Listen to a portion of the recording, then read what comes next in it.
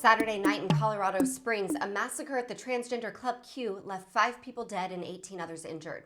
It was the 601st mass shooting of 2022. Sunday was Transgender Day of Remembrance, which honors the lives of trans victims of hate crimes. Let's take a look at some of the terrifying footage released over the weekend from Colorado.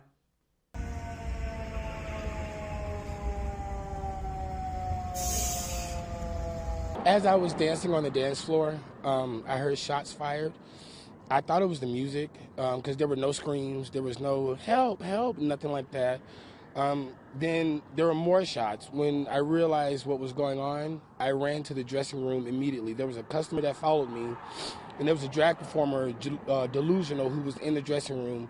I made them lock the doors, and we got down on the ground and cut off the lights immediately. We heard everything. We heard more shots fired.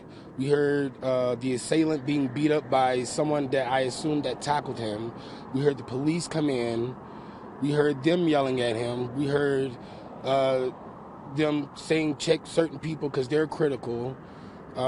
We heard everything, and all I can think about is everything. My life.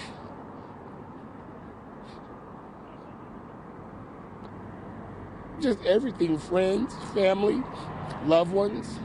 I came here to celebrate my birthday. Honestly, I was supposed to be in Denver. Joshua, what does this mean for the LGBTQ community here in Colorado Springs, this shooting? It's hard to say. It means so much because this is our only safe space here in the Springs. And so for this to get shot up, like, what are we going to do now? Where are we going to go? On Sunday, outgoing United States House of Representatives Speaker Nancy Pelosi condemned violent right-wing rhetoric following Saturday night's massacre at Club Q.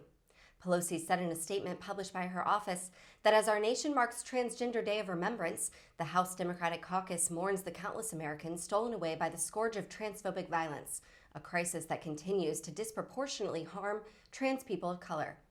Today and every day, let us offer comfort to grieving loved ones, honor the memory of those killed, and continue fighting to save lives from the wicked forces of hate. Pelosi specifically mentioned ex-President Donald Trump's Make America Great Again movement, which is a cesspool of conspiracy theories, propaganda, and vitriol that frequently scapegoats LGBTQ individuals and communities. Pelosi continued in her statement saying, "That fight remains more urgent than ever, as right-wing extremists target transgender Americans' most fundamental rights and freedoms. Whether spouting dangerous rhetoric from cable news desks or openly bullying school children from the halls of power, MAGA Republicans are cruelly undermining the safety and well-being of our transgender community." Horrified by such shameless bigotry, House Democrats are proud to march alongside our trans friends, neighbors, and siblings as we work to uphold justice and dignity for all.